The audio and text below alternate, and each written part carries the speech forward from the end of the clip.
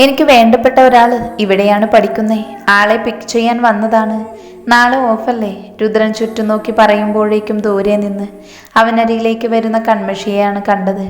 അവളെ കണ്ടപ്പോൾ അവൻ്റെ കണ്ണുകൾ വിടർന്നു. രുദ്രൻ ഒരു പെണ്ണിനോട് സംസാരിക്കുന്നത് കണ്ടപ്പോൾ കൺമഷി സംശയത്തോടെ നോക്കി. പെൺകുട്ടി തിരിഞ്ഞു നിൽക്കുന്നത് കൊണ്ട് കാണാൻ പറ്റുന്നില്ല.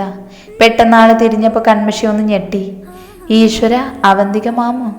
ഇവരെന്തിനാ രുദ്രേട്ടനോട് സംസാരിക്കുന്നേ? അവളുടെ മനസ്സിൽ ഒരുപാട് സംശയം ഉയർന്നു. പതിയെ അവൾ അവരരികിലേക്ക് നടന്നെടുത്തു. രുദ്രേട്ട. അരികിലെത്തിയപ്പോൾ കൺമഷി പതിയെ വിളിച്ചു അവനെ. അവന്തികയെ നോക്കിയെന്ന് ചിരിക്കാനും മറന്നില്ല അവൾ. ഓ, കൺമഷിയാണോ നിന്റെ റിലേറ്റീവ്? അവന്തിക പറയുന്നത് അത്ര ഇഷ്ടപ്പെട്ടില്ല കൺമഷിക്ക്. അവൾ രുദ്രേട്ടനോട് ചേർന്ന് നിന്ന് അതിന് മറുപടി എന്ന പോലെ, അതെ, ചെറിയൊരു റിലേഷനുണ്ട്. ഞാൻ കെട്ടാൻ പോകുന്ന പെണ്ണാണ് കൺമഷി. അവളെ വയറിലൂടെ ചുറ്റിപ്പിടിച്ച് തന്നോട് ചേർത്ത് പിടിച്ച് പറയുന്നത് കേട്ടപ്പോൾ അവന്തികയുടെ മുഖം ചെറുതായൊന്ന് വല്ലാതായ പോലെ തോന്നി കൺമഷിക്ക്. അവൾ കണ്ണുരുട്ടി നോക്കി അവനെ. എന്നിട്ട് പതിയെ ആ കൈകൾക്കിടയിൽ നിന്ന് വേർപെട്ടു. എന്നാൽ ഞങ്ങൾ ഇറങ്ങുന്നു അവന്തിക, വീണ്ടും കാണാം. രുദ്രൻ അവന്തികയോട് പുഞ്ചിരിയോടെ പറഞ്ഞു. മറുപടിയായി തെളിച്ചമില്ലാത്ത ചെറുചിരിയും കിട്ടിയിരുന്നു. പക്ഷേ അതൊന്നും അവൻ കാര്യമാക്കിയില്ല. കാരണം അവൻ്റെ കൂടെയുള്ളത് അവന് ഏറ്റവും പ്രിയമുള്ളതാണ്. ഓ, പുള്ളിക്കാരിയുടെ മുഖം എന്താ കടന്നൽ കുത്തിയ പോലെ ഞാൻ വന്നപ്പോൾ? കൺമഷി കാറെടുത്ത് അല്പനേരം കഴിഞ്ഞതും രുദ്രനെ നോക്കി ചോദിച്ചു. ആരുടെ മുഖം? രുദ്രൻ മനസ്സിലായിരുന്നു ആരെക്കുറിച്ചാണ് ഇവളീ പറയുന്നതെന്ന്. എന്നാലും അവളെ വെറുതെ ചൊടിപ്പിക്കാൻ തോന്നി അവന്. അവന്തിക മാമിൻ്റെ. അവളുടെ മുഖം ഒരു വശത്തേക്ക് കോടി. അത് കണ്ടപ്പോൾ രുദ്രൻ ചിരിച്ചുപോയി. ആവോ, അറിയില്ല. നാളെ കാണുമ്പോൾ നീ തന്നെ ചോദിച്ചു നോക്ക്. അവൻ നിസ്സാരമായി പറഞ്ഞുകൊണ്ട് സൈഡ് മിററിലൂടെ പിന്നിലെ വണ്ടി നോക്കി. അവർക്കെങ്ങനെയാ രുദ്രേട്ടൻ അറിയുന്നേ? കൺമഷി പിന്നെയും സംശയത്തോടെ നോക്കി. എന്നോട് വലിയ ക്രഷായിരുന്നു അവൾക്ക്. അവൻ FM ഓണാക്കി ശബ്ദം അല്പം കൂട്ടിവെച്ചു. എന്നിട്ട് ഡ്രൈവിംഗ് തുടർന്നു. അത് കണ്ടപ്പോൾ അവൾക്ക് ദേഷ്യം വന്നു. അവൾ വേഗം അത് കുറച്ച് വെച്ചു. എന്നിട്ട് അവനെ കൂർപ്പിച്ചു നോക്കി. എപ്പോഴാ രുദ്രേട്ട അവരെ നിങ്ങൾക്ക് പരിചയം? എന്നിട്ട് എന്നോട് ഇതുവരെ പറഞ്ഞില്ലല്ലോ അത്. പെണ്ണ് വിട്ടുകളയുന്നില്ല. അവൻ പിന്നെയും പാട്ട് ഓണാക്കി. എന്നിട്ട് എന്താ നിനക്ക് വേണ്ടേ എന്നർത്ഥത്തിൽ അവളെ നോക്കി. അതിപ്പോൾ ഒന്നുമല്ല, ഞാൻ പഠിക്കുന്ന കാലത്താ. അത് അന്ന് പറഞ്ഞു, അത്രേ ഉള്ളൂ. പിന്നെ പിന്നാലെ നടന്നിട്ടൊന്നുമില്ല. വർഷങ്ങൾ ഒരുപാട് കഴിഞ്ഞില്ലേ, ഞാൻ പോലും അത് മറന്നു. അവൻ നിസ്സാരമായി പറഞ്ഞു തീർത്തു. ഓ, ഞാൻ പോലും. അവൾ മുഖം വീർപ്പിച്ച് തിരിഞ്ഞു. പുറത്തേക്ക് നോക്കിയിരുപ്പായി. പിന്നെ അവളൊന്നും പറഞ്ഞില്ല. രുദ്രൻ കൂടുതലൊന്നും പറഞ്ഞു ഫലിപ്പിക്കാനും പോയില്ല. രാവിലെ തന്നെ കുളിച്ച് സുന്ദരിയായി ദേവസിദ്ധു പറഞ്ഞതുപോലെ തന്നെ പൈൻഗ്യാവിനിലേക്ക് പുറപ്പെട്ടു. അവളുടെ കോളേജിൽ നിന്ന് കുറച്ച് ദൂരെയുള്ള അവിടേക്ക് ഒരു ടൂറിസ്റ്റ് സ്പോട്ടാണ് പൈൻ ക്യാൻവേ. ഒരുപാട് പൈൻ മരങ്ങൾ നിരയായി നിൽക്കുന്ന ഒരു പാർക്ക്. അതിന് തൊട്ട് പിന്നിലായാണ് ബീച്ച്. കാർത്തികിനോട് ആദ്യം വരാൻ പറയാൻ വിചാരിച്ചെങ്കിലും പിന്നീട് ഓർത്തപ്പോൾ അത് വേണ്ട എന്ന് തോന്നി ദേവിക്ക്. ഇനിയെങ്ങാനും സിദ്ധുവേട്ടൻ അവൻ്റെ മുൻപിൽ വെച്ച് ഇഷ്ടമല്ല എന്ന് പറഞ്ഞ അത് സഹിക്കാൻ കഴിയില്ല. അതുകൊണ്ട് തന്നെ പിന്നീട് അവനെ വിളിച്ചു പറഞ്ഞു മനസ്സിലാക്കാമെന്ന് വിചാരിച്ചു അവൾ ഓരോന്ന് ആലോചിച്ച് ഒരു ബെഞ്ചിൽ പോയിരുന്നു. ഒരുപാട് പേരവിടെ ഇരിക്കുന്നുണ്ട്. അധികം ലവേഴ്സാണ്. ആരും പരസ്പരം ശ്രദ്ധിക്കുന്നില്ല. അവൾ ചുറ്റുമൊന്ന് നോക്കി. ശേഷം ഫോണിൽ നോക്കുമ്പോഴേക്കും സിദ്ധു അവൾക്കരികിലായി വന്നിരുന്നു. അവൻ നോക്കുമ്പോൾ അവൾ ഒന്ന് പുഞ്ചിരിച്ചു. ഒരുപാട് നേരമായോ വന്നിട്ട്? അവൻ ചെറുപുഞ്ചിരിയോട് അരികിലിരുന്നു. ഏയ് ഇല്ല, ഇപ്പോൾ വന്നതേ ഉള്ളൂ. അവൾക്ക് വല്ലാത്ത വെപ്രാളം പോലെ. ആദ്യമായാണ് ഇങ്ങനെ അടുത്ത്. പണ്ട് തൻ്റെ ഇഷ്ടം പറഞ്ഞപ്പോൾ മാത്രമാണ് ഇങ്ങനെ ഒരു അനുഭവം. അതിനുശേഷം മുഴുവൻ കീരിയും പാമ്പും പോലെ ആയിരുന്നല്ലോ. ഇപ്പോൾ എന്തോ ഒരു വല്ലായ്മ. എന്തെങ്കിലും കഴിച്ചിരുന്നോ നീ ഹോസ്റ്റലിൽ നിന്ന്? അവൻ വീണ്ടും ചോദിച്ചു. ആ, കഴിച്ചു. ഒന്നും കഴിച്ചില്ല എങ്കിലും കള്ളം പറയാനാണ് അപ്പോൾ തോന്നിയത്. അല്ലെങ്കിലും അങ്ങനെയല്ലേ, ചിലപ്പോൾ അങ്ങനെ പറയാനാവും മനസ്സ് പറയുക. എത്ര ഇഷ്ടം തോന്നിയ ആളാണ് എങ്കിലും കള്ളം പറയരുത്. ആ കണ്ണിൽ കുസൃതി നിറഞ്ഞു. അത് കണ്ടപ്പോൾ ഇങ്ങേർക്കിത് എങ്ങനെ മനസ്സിലായി എന്ന ചോദ്യമായി മനസ്സിൽ. സിദ്ധുവേട്ടൻ എന്തിനാ വരാൻ പറഞ്ഞത്? ആ വിഷയം വിടാനായി വീണ്ടും ചോദ്യം എടുത്തുവിട്ടു. അത് ചോദിച്ചപ്പോൾ ആ മുഖം പതറുന്നത് ശ്രദ്ധിച്ചു. അത് എനിക്ക് പറയാൻ വാക്ക് കിട്ടാത്ത പോലെ പരതുവാണ്. ആ, പരതട്ടെ. കുറെ എന്നെ വെള്ളം കുടിപ്പിച്ച് നടന്നതല്ലേ. എൻ്റെ പ്രാക്കാണ് മനുഷ്യ, ഇത് അനുഭവിക്ക്. മനസ്സിൽ വിചാരിച്ച് നല്ല കുട്ടിയായി പുഞ്ചിരിച്ചു. ഓ, മനസ്സിൽ ഓരോന്ന് ചിന്തിച്ച് നിഷ്കുവായിരിക്കാൻ പെൺകുട്ടികളെ കഴിഞ്ഞേ ഉള്ളൂ. അടങ്ങുമോളെ, സ്വയം ഒന്ന് ആശ്വസിപ്പിച്ചു. ആ ഉള്ളിൽ കിടന്നു കറങ്ങുന്നത് ഇങ്ങോട്ട് പോരട്ടെ എന്ന മട്ടിൽ ആളെ തന്നെ നോക്കി. അത് പിന്നെ ദേവക്കറിയാലോ എൻ്റെ ഫാമിലീസ് കുടുംബം. അമ്മയ്ക്കൊരാങ്ങളെയാണ്, അച്ഛനാണെങ്കിൽ പിന്നെ അവരുടെ ഫാമിലി 8 മക്കളാണ്. അതുകൊണ്ട് തന്നെ നല്ല രസമാണ് തറവാട്ടിൽ. ഞങ്ങൾ ഓണത്തിന് പോയാലൊക്കെ ആളും ബഹളവും പൂക്കളും ഒക്കെ ഇടാൻ അടിയാവും. എൻ്റെ ഈശ്വര, ഇങ്ങേരിതെന്ത് തേങ്ങയാ പറയുന്നേ. ഇവിടെ ഇപ്പോൾ ആരാ ഓണത്തിൻ്റെ കാര്യം ചോദിച്ചേ? ദയനീയ അവസ്ഥയിൽ അങ്ങേരെ ഒന്ന് നോക്കി. എവിടുന്ന്? ആള് ഓണത്തിൻ്റെ അത്തം കഴിഞ്ഞു, ചിത്തിര കഴിഞ്ഞു, 4ാം ഓണം വരെ കഴിഞ്ഞു. വല്യമാമൻ മഹാബലിയായി ചളിയിൽ വീണ കഥ വരെ ഇരുന്ന് പറയുവാണ്. എല്ലാം കേട്ട് തലയാട്ടി. അല്ലാതിപ്പോൾ എന്ത് ചെയ്യാ? അപ്പോൾ ആള് ഓണത്തിൽ നിന്ന് വിട്ട് വിഷുവിൽ കയറി പിടിച്ചു.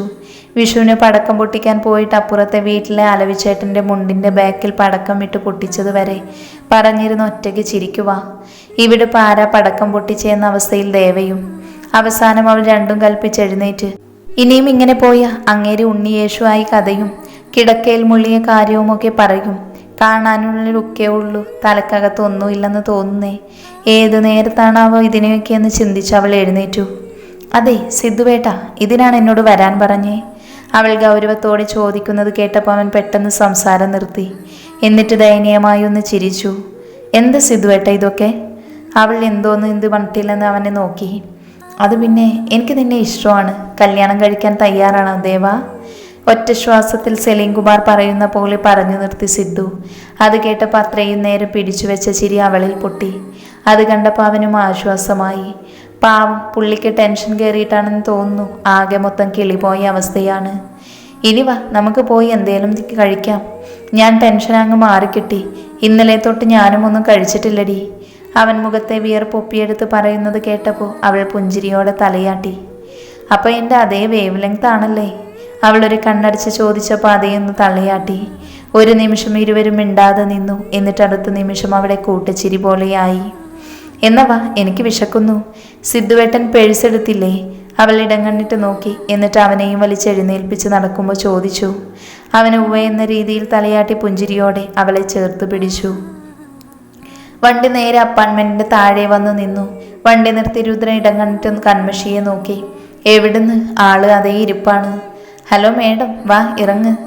അവൻ തോളിൽ തോണ്ടിയപ്പോൾ അവൾ ദേഷ്യത്തോടെ മുഖം തിരിച്ച് എന്നിട്ട് കാറിൽ നിന്നിറങ്ങി. അവന് മുൻപ് കൺമഷി സ്റ്റെപ്പുകൾ കയറി പോയിരുന്നു. അവളുടെ യാനയുടെ ഫ്ലാറ്റിന് ബെല്ലമർത്തി നോക്കി. അവിടെ ആരുമില്ല, ഇങ്ങ് പോര്.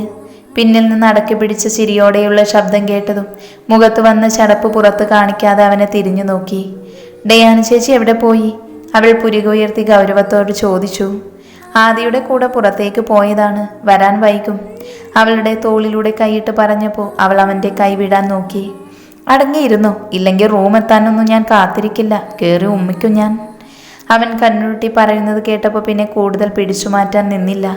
എന്നിരുന്നാലും മുഖം വീർപ്പിച്ചു തന്നെ വെച്ചു. അങ്ങേരുടെ ഒരു ഞാൻ പോലും.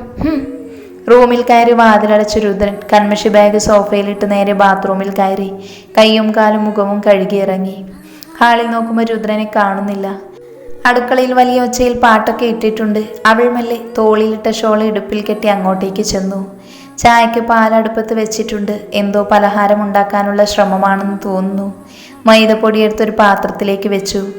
ഇങ്ങ് മാറി രുദ്രേട്ടാ, ഞാൻ ഉണ്ടാക്കാം. അവൾ അവനെ പിടിച്ചു മാറ്റാൻ നോക്കി. എവിടുന്ന്? ഒന്ന് അനങ്ങാൻ പോലും പറ്റുന്നില്ല. മോള് തൽക്കാലം ദാ ഇവിടെ വന്നിരിക്ക്. എന്നിട്ട് കോളേജിലെ വിശേഷം പറയ്. ഒരാഴ്ചത്തെ വിശേഷമില്ലേ പറയാൻ, കേൾക്കട്ടെ. അവൻ സ്റ്റൗവിനരികിലെ തിണ്ണയിലേക്ക് ചൂണ്ടിക്കാണിച്ച് പറഞ്ഞപ്പോൾ അവൾ പുഞ്ചിരിയോടെ അവളെ കയറിയിരുന്നു. അങ്ങനെ വിശേഷമൊന്നുമില്ല രുദ്രേട്ട, എന്നും പോകുന്ന പോലെ തന്നെ പോണു. അവൾ പച്ചക്കറിക്കിടയിൽ നിന്നും ഒരു ക്യാറ്റെടുത്ത് കഴുകി കടിച്ചു. ആ പിന്നെ ഒരു വിശേഷം ഉണ്ടായി.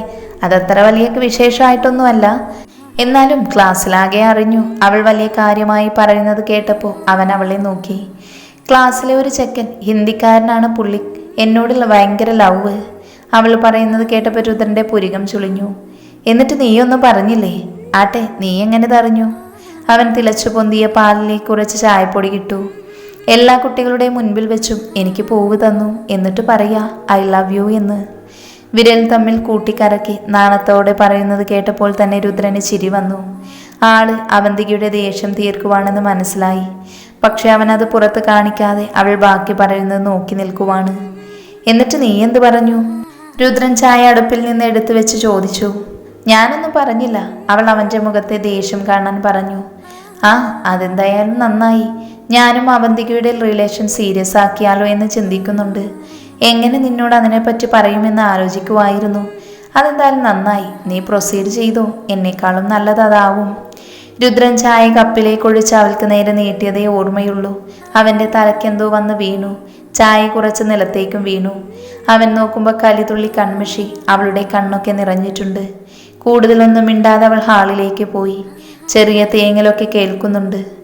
ഈശ്വര, പണിയായോ? അവൻ സ്വയം ചോദിച്ചു. എന്നിട്ട് അവളുടെ അടുത്തേക്ക് ഹാളിലേക്ക് നടന്നു.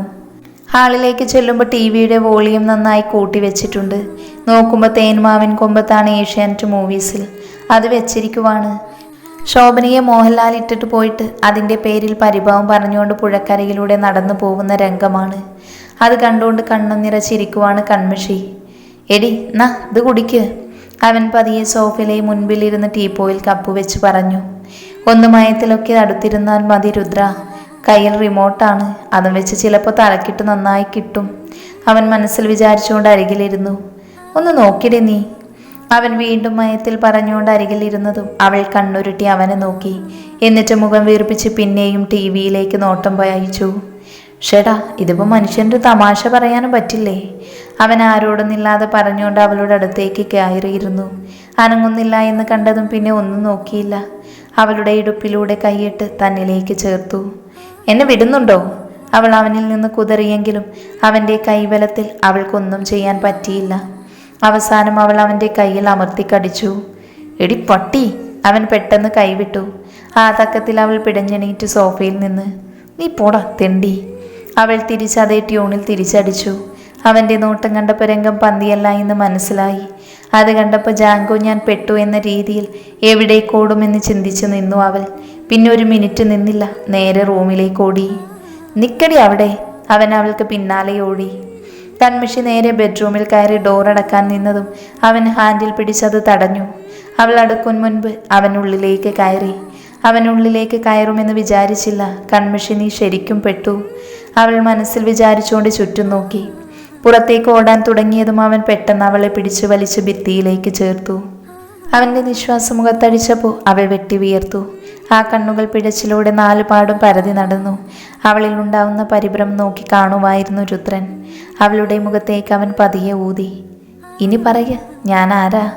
അവൻ അവളുടെ ടോപ്പിലൂടെ കൈകൾ കടത്തിയതും അവളൊന്ന് ഉയർന്നു താഴ്ന്നു. രുദ്രേട്ട വേണ്ട. അവൾ പിടച്ചിലോട് അവൻ്റെ കൈകൾക്ക് മേലെ കൈവച്ച് എന്നിട്ട് തലകൊണ്ട് വേണ്ട എന്ന് കാണിച്ചു. അപ്പം പേടിയുണ്ടെൻ്റെ കുട്ടിക്ക്. അവൻ പെട്ടെന്ന് കൈ പുറത്തേക്കെടുത്ത് അവളുടെ മൂക്കിൽ പതിയെ പിടിച്ചു. വഴക്കാളി! അവൻ പതിയെ ആ നെറ്റിയിൽ അമർത്തി ചുംബിച്ച് എന്നിട്ട് അവളിൽ നിന്ന് വിട്ടുമാറി. അവൻ അവളിൽ നിന്ന് മാറിയപ്പോഴാണ് അവളുടെ ഹൃദയമിടിപ്പ് താഴ്ന്നത്. അല്ലെങ്കിൽ അത് ഇപ്പോൾ പൊട്ടിപ്പോകുമെന്ന് തോന്നിയിരുന്നു അവൾക്ക്. അവൾ കണ്ണുകൾ കൂർപ്പിച്ചു വീണ്ടും അവനെ നോക്കി.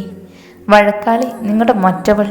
അവൾ പിന്നിൽ നിന്ന് വിളിച്ചു പറയുന്നത് കേട്ടപ്പോൾ അവൻ്റെ ചുണ്ടിൽ കുസൃതി ചിരി വിരിഞ്ഞു. ആ മറ്റവളെ തന്നെയാ പറഞ്ഞേ. അവൻ മുറിവിട്ടിറങ്ങുമ്പോൾ വിളിച്ചു കൂവി. അത് കേട്ടപ്പോൾ അവളുടെ ചുണ്ടിലും ചെറുതായൊരു പുഞ്ചിരി വിരിഞ്ഞു. അവൾ ഓടിച്ചെന്ന് സോഫയിലേക്ക് ഇരിക്കാൻ ചെന്നവൻ്റെ അരികിൽ ചെന്നിരുന്നു. എന്തേ, പിണക്കം മാറിയോ? അവൻ പുരികം പൊക്കി ചോദിച്ചു. എന്നിട്ട് ടീപ്പോയിൽ നിന്നൊരു കപ്പെടുത്തു. ആ, ചിലപ്പോൾ മാറും, ചിലപ്പോൾ മാറൂല. ഞാനേ പിണങ്ങുന്നത് എൻ്റെ ആളോടാ. അതിന് തനിക്കെന്താടോ? അവൾ പുച്ഛത്തോടെ അവനെ നോക്കിയതിനു ശേഷം മറ്റേ കപ്പെടുത്ത് ചുണ്ടോട് ചേർത്തു. അപ്പോഴേക്കും ടി വിയിൽ മോഹൻലാൽ ശോഭനയെയും കൊണ്ട് നാട്ടിൽ പോകുന്ന സീനായിരുന്നു. ഇന്ദുവിനെ വീട്ടിലേക്ക് ആക്കിയതിനു ശേഷം പലതവണ രാജീവ് രാഗിയെയും കൂട്ടി അവളുടെ അടുത്തേക്ക് പോകാറുണ്ട്. ആളിപ്പോൾ പഴയ പോലെയല്ല. വീണ്ടും പശുവിനെ കറന്ന് പാല് കടകളിലേക്ക് കൊടുക്കുവാൻ തുടങ്ങിയിരുന്നു. വേണ്ടപ്പെട്ടവർ തനിച്ചാക്കി പോയി എന്നത് മനസ്സിലാക്കി അതിനോട് പൊരുത്തപ്പെട്ടിരുന്നു അവൾ. അതുമല്ല, അതിൻ്റെ പേരിൽ ഇനിയും മറ്റുള്ളവരെ ബുദ്ധിമുട്ടിക്കരുത് എന്നവൾ ഉറപ്പിച്ചിരുന്നു. അതുകൊണ്ട് തന്നെയാണ് വീണ്ടും പാല് കൊടുക്കാൻ പോയി തുടങ്ങിയിരുന്നത്. എന്നിരുന്നാലും ആളുകൾ കാണുമ്പോൾ അവളെ നോക്കി അടക്കം പറയുന്നതും സഹതാപത്തോടെ നോക്കുന്നതും അവൾ കാണാറുണ്ട്. പക്ഷെ പലതും അവൾ കണ്ടില്ല എന്ന് നടിക്കും. രാഗി മിക്ക ദിവസങ്ങളിലും സ്കൂളിൽ പോയി തിരിച്ചു വരുമ്പോൾ ഇന്ദുവിൻ്റെ അവിടെ കയറിയിട്ടേ പോകാറുള്ളൂ. അവൾ രാജീവിനെ കാത്തു നിൽക്കാറില്ല. ചെല്ലുമ്പോൾ അമ്മ ഉണ്ടാക്കി കൊടുത്തേക്കുന്ന എന്തെങ്കിലും കൊടുക്കും. രാഗി വീട്ടിലേക്ക് പോകുമ്പോൾ തിരിച്ചവൾ പാല് കൊടുത്തയക്കും. മറ്റെന്താണ് കൊടുക്കുക?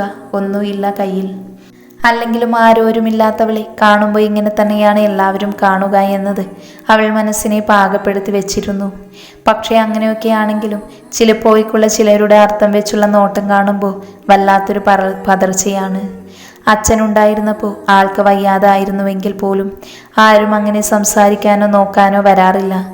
ഇപ്പോൾ തന്നെ കാണുമ്പോൾ ചിലർക്ക് അങ്ങനെയല്ല. ഓരോന്നാലോചിച്ച് രാത്രി കിടക്കുമ്പോഴാണ് ഇന്ദുമുറ്റത്തൊരു ബഹളം കേൾക്കുന്നത്. അവൾ പെട്ടെന്ന് എഴുന്നേറ്റ് എന്താണെന്നറിയാൻ ഹാളിലെ ജനലിലൂടെ പുറത്തേക്ക് നോക്കി. 2-3 ചെറുപ്പക്കാർ ആടിക്കുഴഞ്ഞ് വീട്ടിലേക്ക് നോക്കി കമന്റ് അടിക്കുകയാണ്. കയ്യിൽ കുപ്പിയൊക്കെ ഉണ്ട്. അവളുടെ മനസ്സിൽ വല്ലാതെ പേടി നിറഞ്ഞു. നേരം 8 കഴിഞ്ഞു.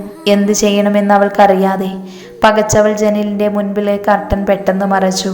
വേഗം മുറിയിലേക്ക് നടന്നു.